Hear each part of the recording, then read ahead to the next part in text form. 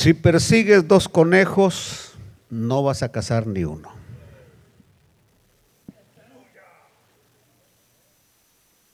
El que tenga entendimiento, que entienda. La enseñanza es, hay que mantenerse enfocado. San Pablo dijo, una sola cosa hago. Una sola cosa hago. Vamos a irnos a la palabra del Señor. Estamos en 1 Corintios 12. Y yo creo que se sientan porque la lectura es la misma que ya hemos dado. Y pedimos al glorioso Espíritu Santo que nos asista con su presencia y que nos dé palabra en esta mañana en el maravilloso nombre de Jesús. Amén, amén y amén. Puede sentarse. Inicio en esta mañana diciéndoles que de acuerdo a los pasajes bíblicos que hemos leído de Efesios, Corintios y Romanos, encontramos por lo menos 18 dones, 18 regalos. Y una de las cosas que estoy enfatizando en esta enseñanza es que por lo menos 7 dones yo veo que son temporales, no es tanto del tiempo con nosotros, mientras que 11 dones para mí son permanentes. Eso es lo que yo he descubierto en la palabra del Señor. Por ejemplo, hoy seguimos con el don de profecía. El don de profecía para mí es un don temporal. O sea, nadie está profetizando todo el tiempo, nadie. Así que ese es un don temporal. Romanos capítulo 12, versículo 6. Romanos 12, 6. Ese es 8, es 6. Versículo 6, por favor. Porque el ocuparse del... No, 12, 6. Bueno, estamos ahí un poquito ahí. Ya se va a concentrar nuestro técnico. De manera que teniendo diferentes dones, según la gracia que nos es dada. Si el de profecía, úsese conforme a la medida de la fe. Iniciamos hoy un poquito hablando de profecía. Lo primero que establezco es que es un don temporal. Nadie puede afirmar, yo tengo el don de profecía. Nadie, absolutamente nada. De acuerdo a la Biblia, de acuerdo a los parámetros de interpretación de cualquier otra persona, probablemente sí. De hecho, insisto, hoy en día hay muchas personas que se hacen llamar profetas, hombres y mujeres que se hacen llamar profetas. Y eso, ya desde que ellos se hacen llamar profetas, son falsos. Son falsos porque el don sí existe. Escuchen bien, el don existe, el don es real y Dios puede darnos profecía. Dios nos puede dar palabra de profecía. Pero lo segundo es que toda palabra que nos dan de profecía tiene que ajustarse a la palabra de Dios. Es decir, cuando alguien nos profetiza, lo que nos va a profetizar es palabra de Dios. Si en otras palabras, lo que le dicen a usted no está en la palabra de Dios, no es profecía, porque la profecía tiene que estar respaldada con la palabra del Señor. Quiero pensar de que usted en un momento dado se siente abatido, se siente solo, se siente angustiado, como algunas veces ustedes se han sentido. Y que de repente alguien viene y le dice el Señor que no estás solo. Dice el Señor, no te voy a desamparar. Dice el Señor, no te voy a dejar. Entonces, Él no sabe la situación suya. Él no la sabe. Simplemente el Espíritu Santo le da a entender que usted está pasando por un momento difícil. Y lo que viene a darle es un versículo que es palabra viva. Palabra viva, y que el Señor ahora por el Espíritu está usando esa palabra para profetizarle a usted de que usted no está solo y que Dios lo va a sacar de esa situación en la cual se encuentra. Muy bien, entonces avancemos por favor. En 1 Corintios 12:10 nos vuelve a hablar acerca del don de profecía. Ahí Pablo vuelve a mencionar cuando dice a otro el hacer milagros, a otro profecía, hablando de don. Pero repetimos una vez más, es un don temporal. En 1 Corintios capítulo 14 versículo 1 La palabra del Señor nos dice, 14:1, por favor. Seguid el amor y procurad los dones espirituales, pero sobre todo que profeticéis. Pero sobre todo que profeticéis. Voy a dar la explicación, pero quiero que leamos el versículo 3 al 6, siempre de ese capítulo. Pero el que profetiza habla a los hombres para edificación, exhortación y consolación. El que habla en lengua extraña, a sí mismo se edifica, pero el que profetiza edifica a la iglesia. Si regresamos al versículo 1 de ese capítulo, seguid el amor y procurad los dones espirituales, pero sobre todo que profeticéis. ¿Cómo usted va a profetizar si no conoce la palabra de Dios? Para poder profetizar, usted tiene que conocer la Biblia a lo largo y a lo ancho. Y esa palabra tiene que estar muy, pero muy grabada en su mente, en su corazón.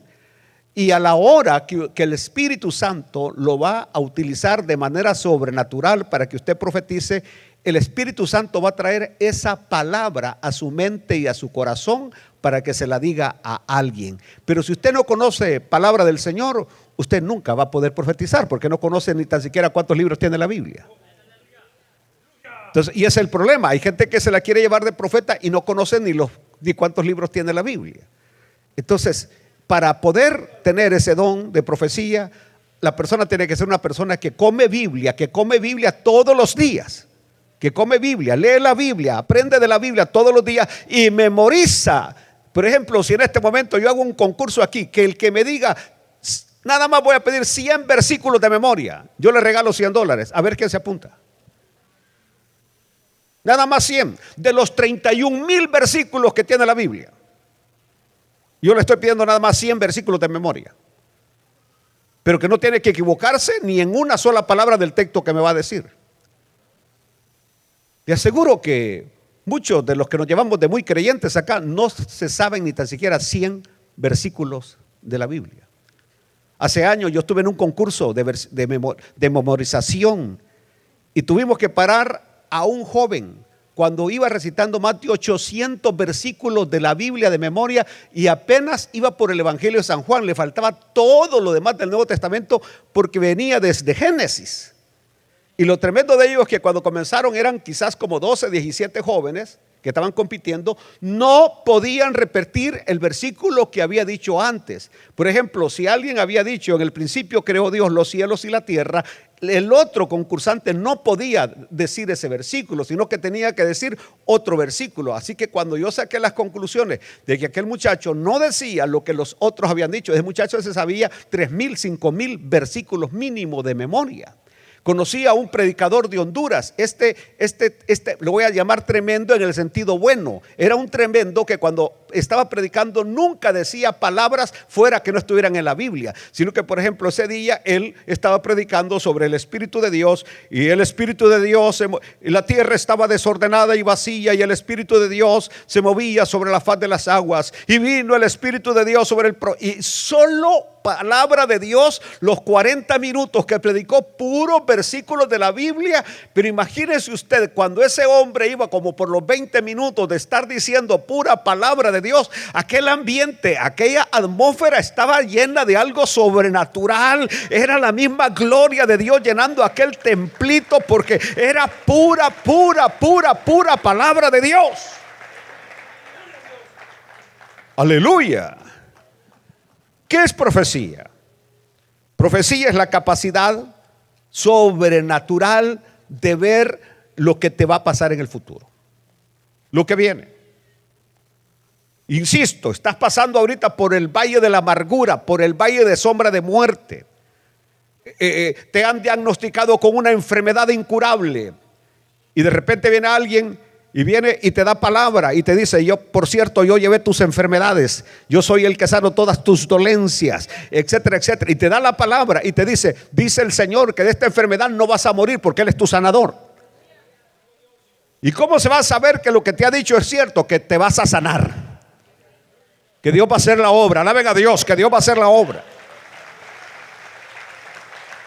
Aleluya.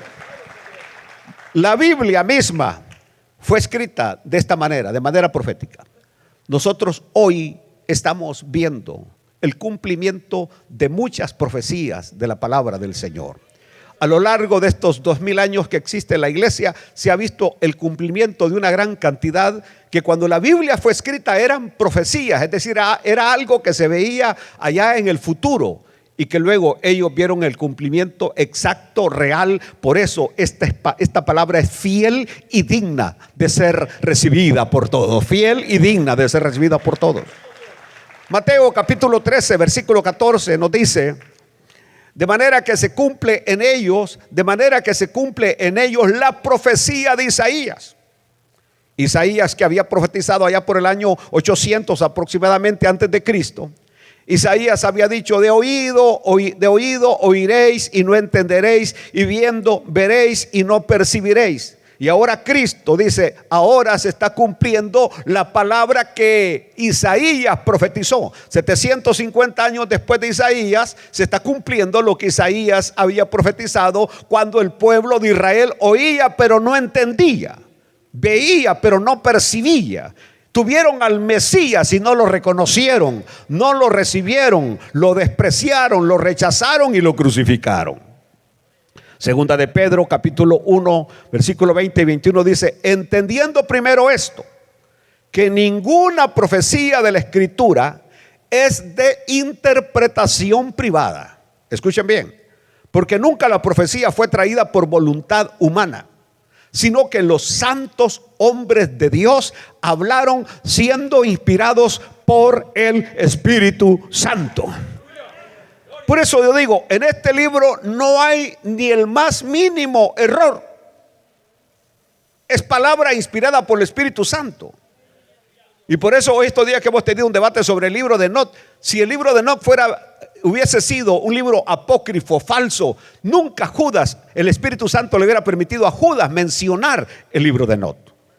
Nunca lo hubiera permitido, porque estaba él mencionando algo que no tenía ninguna validez, que era totalmente falso. Pero el Espíritu Santo no le prohibió a Judas, y Judas era hermano del Señor. El Señor de alguna manera le hubiera dicho a su hermano en carne menor: por favor, ese libro no lo leas, ese libro no tiene relevancia ni importancia. Si no le dijo nada, es porque en los círculos judíos se reconocía como un libro inspirado en aquel tiempo. El versículo 21: porque nunca la profecía fue traída por voluntad humana, sino que los santos hombres de Dios hablaron siendo inspirados por el Espíritu Santo. Apocalipsis 1:3, este versículo es maravilloso. Cuando dice Apocalipsis 1:3: bienaventurado el que lee y los que oyen las palabras de esta profecía, aunque se está refiriendo directamente al libro de Apocalipsis. Para mí también por esta extensión se refiere a toda la Biblia. Y guardan las cosas en ella escritas, porque el tiempo está cerca. Quiere decir que desde el momento que usted abre la palabra y la lee, usted es bienaventurado. Alaben a Dios, ustedes son bienaventurados. Hechos capítulo 11 versículos 27 y 28 nos dice la palabra del Señor. En Hechos 27, 28: en aquellos días unos profetas descendieron de Jerusalén a Antioquía, y levantándose uno de ellos, llamado Agabo, daba a entender por el Espíritu que vendría una gran hambre en toda la tierra habitada, la cual sucedió en tiempo de Claudio, dice Lucas. Recordemos que Lucas es el escritor. Amén. Aquí, hermanos. Sí, dejen que dos personas auxilien a la persona y ustedes acá, por favor. No perdamos hermanos, no se distraigan. No se distraigan, por favor, en el nombre del Señor. Amén. No se distraigan. Vamos a ver, sigamos entonces. Dice que aquí encontramos a uno llamado ¿qué? Agabo. Y este dice que tenía el espíritu ¿de qué? De profecía. el espíritu de profecía. Y dice que está hablando de una gran hambre que iba a venir. Es decir, en ese tiempo el hambre iba a venir. Y ahora habla, oren en voz baja, por favor, hermanos. Hermanitos, en voz baja. Hermanitas, atrás. En voz baja, por favor. En el nombre de Jesús. Tengo que enseñarles cómo se hacen esas cosas la hora que suceden, ¿verdad? Pero es mi culpa. La cual dice sucedió en tiempo de ¿quién? De Claudio. Es decir, la profecía que Agabo dijo se cumplió al pie de la letra. Al pie de la letra. Entonces, luego más adelante en Hechos capítulo 2, versículo 21, 10 y 11. Hechos 21, 10 y 11. Y permaneciendo nosotros allí algunos días, otra vez menciona Pablo el caso, descendió de Judea un profeta llamado Agabo, quien viniendo a vernos tomó el cinto de Pablo y atándose los pies y las manos dijo: esto dice el Espíritu Santo, así atarán los judíos en Jerusalén al varón de quien es este cinto y le entregarán en manos de los gentiles. Tal como Agabo lo profetizó, así exactamente se cumplió. Es decir, ahí se da cuenta que el que tiene el don de profecía es real porque se cumple lo que él está profetizando. Muy bien, hablemos brevemente del don de milagros. Hablé un poquito el domingo pasado, pero hoy voy a tocar algo que no lo toqué el domingo pasado acerca del don de milagros. Hermanos, aquí ustedes todavía que están ahí desorientados, por favor, acá, el don de milagros. ¿Qué es el don de milagros? El don de milagros es la habilidad sobrenatural, natural, de realizar acciones más allá del alcance de la naturaleza. Lo que estoy tratando de enseñar aquí es que, por ejemplo, es la habilidad de dejar de lado por un tiempo las reglas normales de la naturaleza. Aquí no estamos hablando de sanidad, estamos hablando de milagros. Por ejemplo, Elías, el profeta Elías, el profeta Eliseo fueron usados poderosamente con el don de milagros. Moisés usado con el don de milagros. Y luego nuestro Señor Jesucristo también realizó muchos milagros. No confundan sanidades con milagros. Son dos cosas totalmente diferentes. Era, creo, el año 1984, 83, creo 83. Me habían invitado a una campaña en un lugar allá en El Salvador llamado San Eduardo Pasaquina. El pueblo se llama Pasaquina. Y me recuerdo que la promoción que siempre hacían en aquel tiempo, yo estaba muy joven, estaba muy jovencito, 23, 24 años, que un ex sacerdote, un ex seminarista, alguien que iba a ser sacerdote iba a estar predicando la palabra de Dios. Cuando llegué al lugar, el lugar estaba tenso. Tenía aproximadamente como 15 días de no llover. Las milpas se estaban secando. Y la gente vive de la agricultura. Y esa noche el pastor me dijo: hermano, la gente está, yo no sé, estamos con mucha precaución porque pueden venir a hacer un alboroto acá, porque dicen que todo esto es producto porque usted viene a predicar. O sea, la razón es porque usted viene a predicar, que por eso es que Dios se ha enojado. San Eduardo se ha enojado, me dijo, porque San Eduardo era el ídolo de ellos. San Eduardo está enojado, está molesto y no llueve porque usted viene a predicar. Y realmente estaba aquel lugar y los hermanos estaban oyendo, así como aquellos que estaban ahorita atrás, oyendo con una oreja y con la otra. Así, despistados los hermanos. Y yo estaba predicando, me recuerdo perfectamente acerca de ese suceso cuando Elías oró y la lluvia vino. Y la lluvia vino. Yo estaba predicando eso, estaba predicando sobre cuando él se enfrenta con los profetas de Baal allá en el Monte Carmelo y que les dice, el tema mío me recuerdo esa noche, nunca se me olvidó, escoged hoy a quién sirváis. Escojan a quién van a servir, si al Dios que está en los cielos o a los ídolos muertos. Aleluya. Escojan a quién van a servir.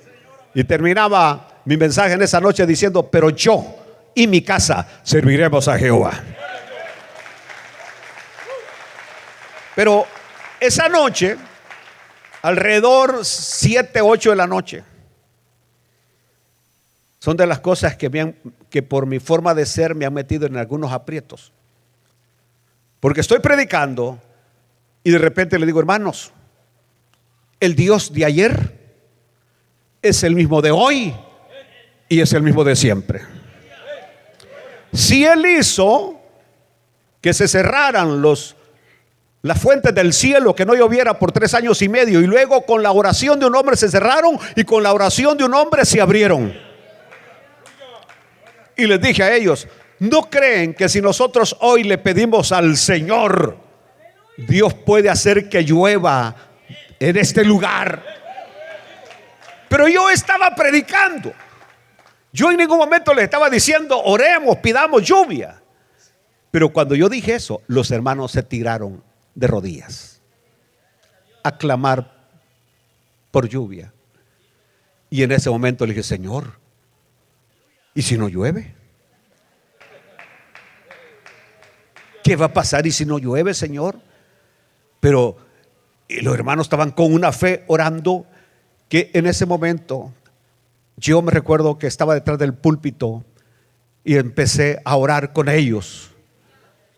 Y de repente yo tuve que tomarme del púlpito con las 2 manos, porque había venido algo tan fuerte sobre mí que sentía que si no me agarraba del púlpito yo salía volando del ambiente sobrenatural que había. Yo tuve que agarrarme pero fuertemente del púlpito, porque sentía que los pies se me despegaban del ladrillo donde estaba parado, y en ese momento se escuchó un tremendo relámpago, ¡fla! Y la lluvia empezó a caer. Y lo digo esto como testimonio, porque Dios es un Dios real.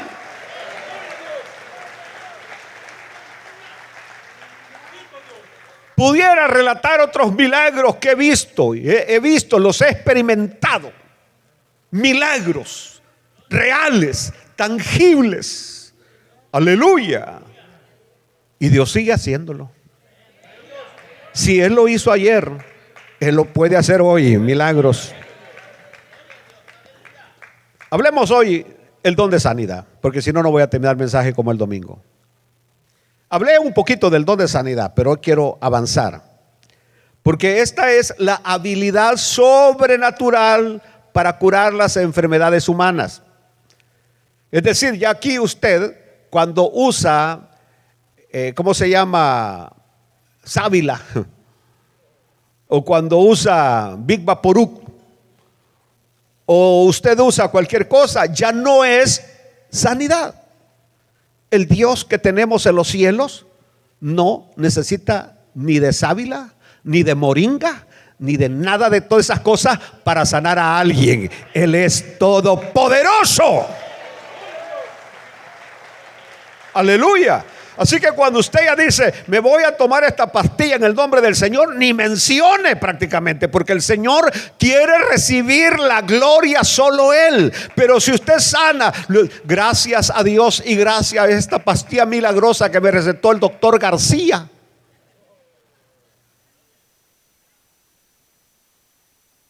No me estoy refiriendo al de Garland, hay un montón de Garcías, ¿eh? Entonces Dios no recibe la gloria. Y por eso es que cuando hay esperanzas humanas, Dios no actúa. Dios actúa cuando ya hemos terminado nuestros recursos todos, que ya no hay otra salida. Y entonces le decimos, Señor, todo el campo es tuyo, Señor. Entonces viene Dios y actúa y hace la sanidad. Gloria a Dios. Ahora, dije sobrenatural para curar enfermedades humanas. Las enfermedades humanas tienen tres orígenes. Tres orígenes: físico, mental o demoníaco. Físico, mental o demoníaco. Y si la persona que ministra no sabe eso, está confundido o confundida. Y ahí es donde entra prácticamente más adelante, que vamos a hablar, el don de discernimiento de espíritus. Porque por medio de ese don nosotros podemos discernir si la enfermedad que esta persona presenta es una enfermedad física o es una enfermedad mental que él o ella misma se lo ha creado. Aleluya. O si es una situación de demonios. Aleluya. Y cuando hablamos de demonios, incluimos que la hechicería y la brujería son reales. Dije que la brujería y la hechicería son reales. Y los agentes que usan los brujos y los hechiceros son demonios. Demonios. Y por ello es que la persona va donde el doctor dice: es que no te encuentro nada vos. Ya te examiné y no le encuentra nada, porque la enfermedad que tiene es de origen demoníaco. Y ellos no saben nada de demonios, no saben absolutamente nada. Aún hay muchos creyentes que no saben de demonios. Y por eso cada persona que está enferma, lo primero que hacen es ponerle las cebolletas en la cabeza, es decir, las manos pues. Y empiezan a reprender demonios. Te reprendo, demonio. Y el pobre lo que anda es que tiene 3 días de no dormir.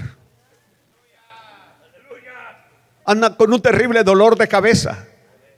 Anda a punto que le dé un derrame cerebral. Y después de la gran jamaquiada que le dan, que le están reprendiendo los demonios, lo que queda es peor que como estaba antes. Entonces, no todas las enfermedades son de origen demoníaco. No todas las enfermedades son de origen físico. Inclusive hay enfermedades que son mentales, que usted misma se las receta. O sea, lee ahora con su amigo Hugo, usted lee acerca de X enfermedad y empieza a sentir todos los síntomas que ahí dice.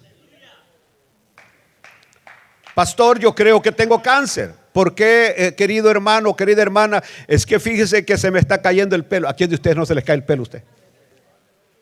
¿Y por qué se les cae? Desde que llegaron a los Estados Unidos y se bañan con agua caliente.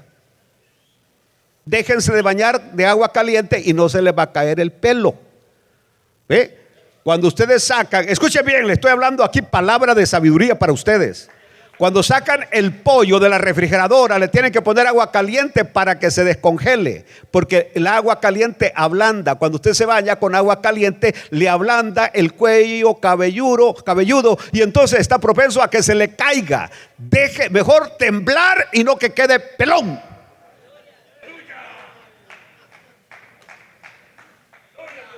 Aleluya. Yo soy uno de esos.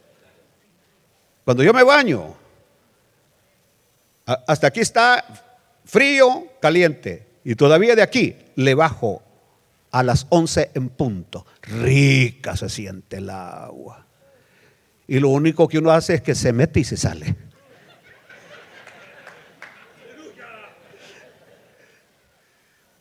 Pero ya después de la segunda vez que le ha caído, usted ya se queda normal, el cuerpo se aclimata y usted se siente que se ha ¿Por qué creen ustedes que me veo tan joven? Aleluya. ¿Qué cremas usa, pastor? Manteca de cuche. Bueno, regresemos aquí, por favor. Esto es para que ustedes se despierten porque están medio dormidos. Pero bueno, el detalle está de que hay enfermedades físicas. Usted come algo arruinado y al ratito le va a dar un tremendo retorcijón, y no es que le han puesto un sapo o un lagarto en la panza. Porque si viene alguien y le dice, hermano, fíjese que siento una gran pelota aquí. Le voy a contar un caso, se lo voy a contar, ¿ok?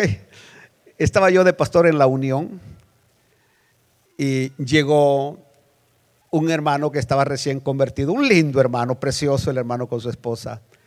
Y me dijeron, hermano, tenemos un problema. Ajá, le digo. Creemos que a nuestra hija le han hecho un mal.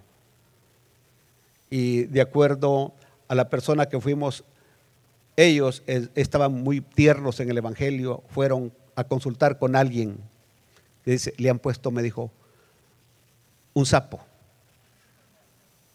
en la panza a ella. Y le dijo, vamos a ir a ver. Y cuando ahí encuentro a la muchacha, la que tenía el sapo. Y entonces, no recuerdo si Doralicia me estaba acompañando, no me acuerdo, pero para que ella pudiera testificar lo que estoy diciendo, porque le puse la mano y cuando le puse la mano en el estómago, le dijo, con permiso, te voy a poner la mano en el estómago. Le digo, no hay problema, pastor. El sapo se movió.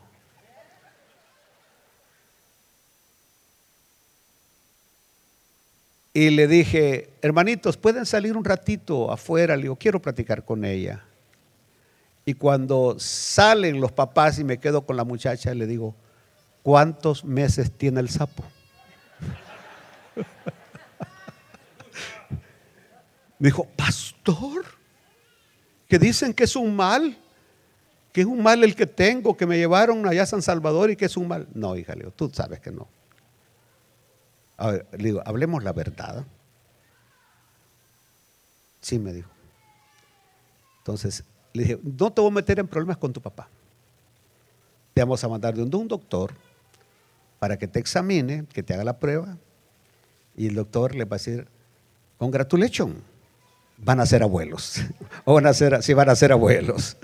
Entonces dijo, lo vamos a manejar de tal manera que es que mi papá me va. No, le dije, no te va a golpear. Te lo prometo que no te va a golpear. Pero dime cómo pasó. Fíjense ustedes hasta dónde nos quieren a nosotros, o sea, alar del pelo, ¿no? Porque me dice, pastor, es que entré al baño, estaba con una gran, entré al baño de los muchachos en el instituto, me senté y después de ahí salí embarazada. Solo falta que me digas que es por obra y gracia del Espíritu Santo, le dije. Solo falta que me digas que es por obra y gracia del Espíritu Santo. Ya por último me dijo la verdad, que había salido con un muchacho y que había pasado lo que ustedes no saben que pasa. Entonces salí y les dije, hermanos, amados, hagamos una cosa, mandémosla con un doctor, a ver qué el doctor dice acerca de esto. No, pastor, no, le dije, tranquilos. Ahora le digo, ¿ustedes cómo reaccionarían si en vez de un sapo es un nietecito el que viene de camino? Se quedaron así todos extrañados y el asunto fue que el nietecito nació, era el consentido de la familia, el sapito de la familia.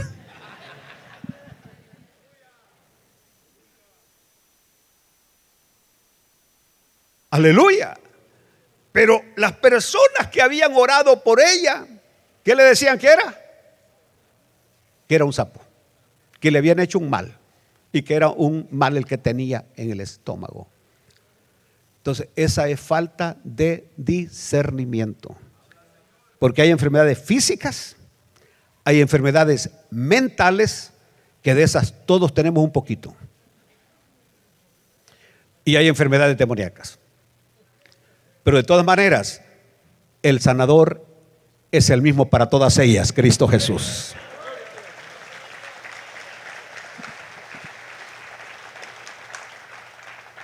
Ahora viene una pregunta acá. ¿Sana Cristo todas las enfermedades? ¿O sana Cristo a todos los enfermos? No. No. No, no y no. Inclusive muchos de nosotros, como dijo José Luis Benavides, nos vamos a morir de una enfermedad que el Señor no va a sanarnos, porque es la enfermedad que nos va a llevar en taxi, en Uber, ahora ya no es taxi, en Uber, a la patria celestial. Y el consejo que quizás les voy a dar es que cuando llegue esa enfermedad, no gasten dinero innecesariamente. Si el Señor les revela que se los va a llevar, no dejen a la familia en la calle. ¿Entendió? Dígales tranquilo, tranquilo, tranquilo, tranquilo. Un día de esto platicaba con un ex millonario del Salvador que ahorita están en la cuerda floja, sin nada. Se gastaron todo el dinero en su abuela, en la Delvera, y el dinero en la mamá, y se quedaron sin nada, hipotecaron todos sus cafetales, todas sus propiedades, todas sus casas, y ahora viven prácticamente de la nada, de lo que el aire les da, porque no tienen nada. La gente terminó siempre muriéndose y ellos quedaron en la calle. Entonces yo creo, es mi manera de pensar, de que si yo sé que el Señor me va a llevar con una X enfermedad, esperar el día tranquilamente y en paz, porque el Señor no te va a llevar un día antes ni un día después del tiempo que Él ha prefijado.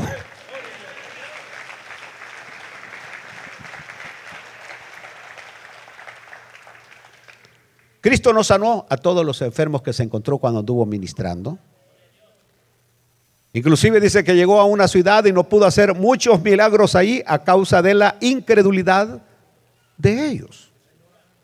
Cuando llegó allá al estanque de Betesda, el Señor solamente sanó al paralítico y había una gran cantidad de enfermos ahí y a los otros no les hizo nada. ¿Entendió? Porque cada sanidad que Dios hace, la hace con un solo propósito: que el Dios del cielo sea glorificado. El don de lenguas. El don de lenguas. Ahí lo menciona Pablo en 1 Corintios 12:10, el don de lenguas. A otro diversos géneros de lenguas y a otro interpretación de lenguas. Después vamos a hablar de la interpretación de lenguas. En el día del Pentecostés, escuchen, esto es interesante, porque en el día del Pentecostés, Dios, vamos a ir a Hechos 2:4 al 12. Dios utilizó el don de lenguas como una señal para el incrédulo, tanto judío como gentil, y como el medio para edificar al creyente también más adelante. Oiga lo que dicen aquí en Hechos 2:4. Y fueron todos llenos del Espíritu Santo y comenzaron a hablar ¿en qué? En otras lenguas, como según el Espíritu les daba que hablasen. Moraban entonces en Jerusalén judíos, varones piadosos de todas las naciones bajo el cielo. Y hecho este estruendo, se juntó la multitud y estaban confusos. Escuchen aquí, porque cada uno les oía hablar en su propia ¿qué? En su propia lengua. Les oía hablar en su propia lengua. Y estaban atónitos y maravillados, diciendo: mirad, ¿no son galileos todos estos que hablan? ¿Cómo pues les oímos nosotros hablar cada uno en nuestra lengua en la que hemos nacido? Partos, medos, elamitas, es decir, allá por el lado de Irak, Irán, y los que habitamos en Mesopotamia, en Judea, en Capadocia, Asia Menor, en el Ponto y en Asia, en Frigia y Panfilia, en Egipto y en las regiones de África, más allá de Cirene, y romanos aquí residentes. Es decir, estaban hablando inclusive en latín, tanto judíos como prosélitos. Aleluya. Aleluya. Hasta el versículo 12. 11 y 12. Falta 11. Cretenses y árabes, les oímos hablar en nuestras lenguas ¿qué? Las maravillas de Dios. Aleluya. Y estaban todos ¿qué? Atónitos y perplejos, diciéndose unos a otros: ¿qué quiere decir esto?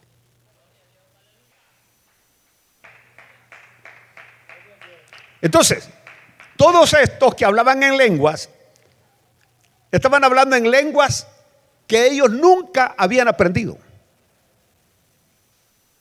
Estaban hablando en árabe, estaban hablando en griego, estaban hablando en latín, estaban hablando en todos los idiomas de todos los pueblos que aquí hemos mencionado, porque todos estos habían venido a la fiesta. A la fiesta. Eran multitud, dice el libro de los Hechos. Y todos ellos les oían hablar en su propio idioma. Cuando yo estuve en el año 1986, en el lugar donde se reúnen las naciones de Europa, en Ámsterdam, Holanda, es un tremendo auditorio, y donde uno se pone, en aquel tiempo uno se ponía los audífonos y ponía el idioma en el cual uno quería escuchar el mensaje. El doctor Billy Graham estaba predicando en inglés. Entonces, pero yo me ponía mis audífonos y le ponía español. Y todo lo que él estaba diciendo en inglés, yo lo estaba escuchando en español.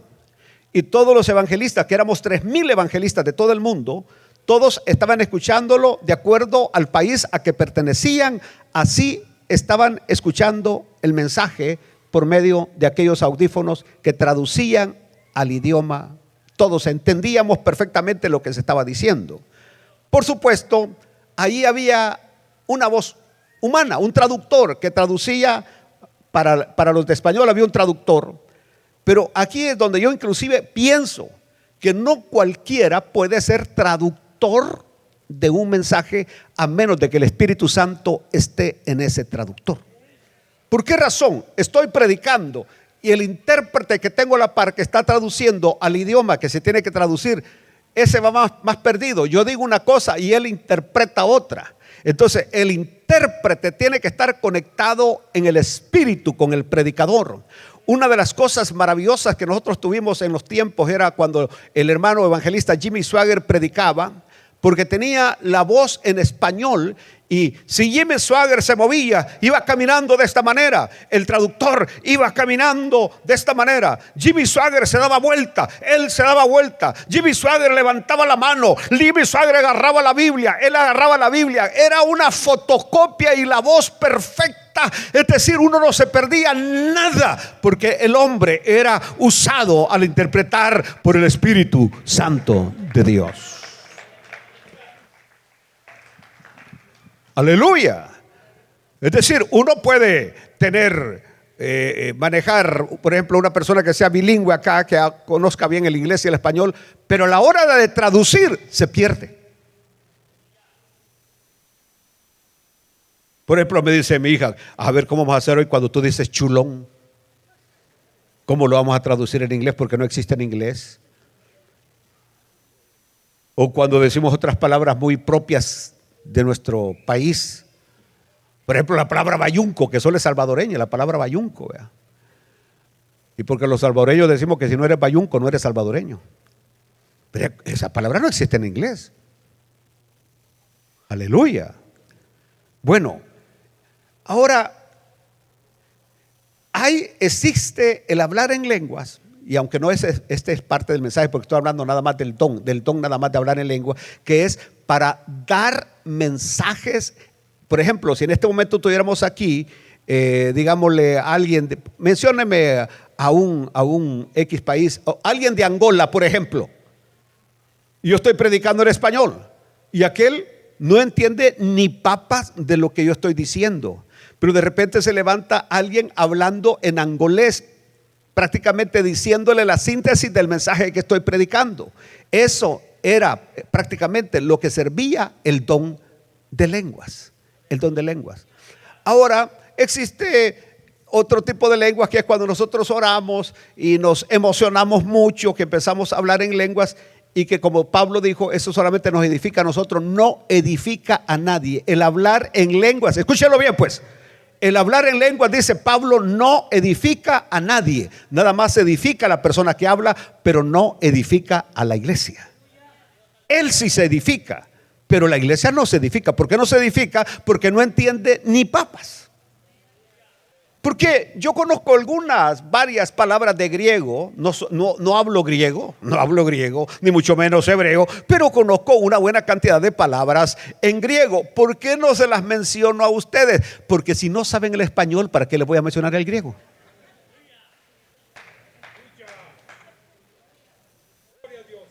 Y los predicadores hoy, para impresionar a una congregación, hermanos, hoy vamos a hablar de soteriología. Y nos vamos a enfocar como el neumus viene y trae palabra. Y otros que se han aprendido unas palabritas en hebreo. En hebreo. Y las andan diciendo como que con eso ellos quieren impresionar. Y aquí no estamos para impresionar a nadie. Aquí estamos para edificar la iglesia del Señor.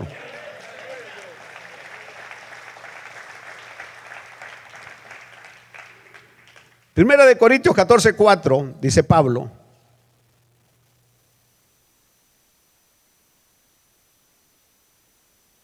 aunque ahí me pusieron el 22, pero lo voy a leer el 22. Ya me lo quitaron, el 14:4. El que habla en lengua extraña, ¿qué dice? Así mismo se edifica.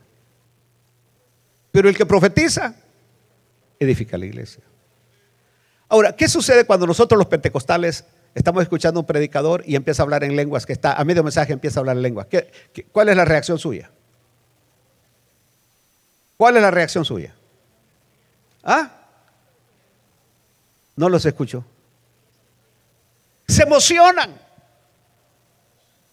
Y aquí él está diciendo cosas que no tienen nada que ver, ni están edificando con la palabra, pero inmediatamente que habló en lenguas, para usted es un tremendo mensajero. Porque habló en lenguas. Y usted ni entendió lo que dijo en lenguas. Por eso, sí, ya voy a llegar a eso. Por eso que dice Pablo, yo prefiero, dice Pablo, decirles 10 palabras en el idioma que entienden y no decirle 1000 en palabras que no entienden. ¿Sabe cómo es esto? Como cuando usted va al doctor y le da la receta. Usted no entiende lo que le ha escrito. Letra de doctor, dicen. Letra de doctor. Porque no entiende. Lo mismo es cuando hablamos en lengua. La gente de la par no entiende. Aleluya. Bueno, no me quiero meter mucho en ese tema porque sí creo en el hablar en lenguas, sí creo en adorar a Dios en lenguas solo, me encanta hacerlo, pero en público prefiero hablar en el idioma que ustedes entienden. El don de la interpretación de lenguas, Primera de Corintios 12:10, ya lo hemos leído, y esta es la habilidad sobrenatural de clarificar e interpretar aquellos mensajes pronunciados en una lengua desconocida. Es decir, alguien escucha un mensaje en una lengua desconocida, alguien está hablando un mensaje en lengua desconocida y el intérprete la traduce. Y por eso es que San Pablo dice, si alguien, no estoy hablando de adorar a Dios en lengua, estoy hablando de dar un mensaje en lenguas. Si está dando un mensaje en lengua y no hay intérprete, dice Pablo, que se calle la boca. Pasó un minuto y nadie se levanta a traducir, cállese. Porque usted está y nadie, usted es lo único que está temblando. Porque sí, hay presencia del Espíritu, pero no hay palabra. Usted no entiende lo que está diciendo. Es como que usted se vaya a meter ahora, usted no sabe ni una palabra de inglés y se va a meter en una iglesia americana. ¿Cómo va a salir de ahí? O cómo salía cuando usted iba a misa, que se la daban en latín y usted no sabía. In nominis Pater. Y usted no sabía nada. Nada, salía. Por eso decía, vamos a misa y salimos de misa. Así como entró, así salió. Seco seculorum. Así que eso tiene que ver, porque tengo que terminar este mensaje. Si no lo termino, Dios mío, tengo 5 minutos nada más para que se vayan a comer pupusas. El don de ciencia. Aquí, si no paso del don de sabiduría, no hay problema, ahí me voy a quedar. El don de ciencia para mí es el último don temporal. Todos estos dones que he mencionado son temporales, es decir, no todo el tiempo estamos hablando en lengua, no todo el tiempo estamos interpretando en lengua, no todo el tiempo estamos profetizando, no todo el tiempo estamos haciendo milagros, no todo el tiempo estamos obrando sanidades sobrenaturales. No, esos son temporales. El último don temporal es el don de ciencia. ¿Cuál es el don de ciencia? Es la habilidad sobrenatural de recibir una porción de la palabra de Dios por revelación y transmitirla por inspiración.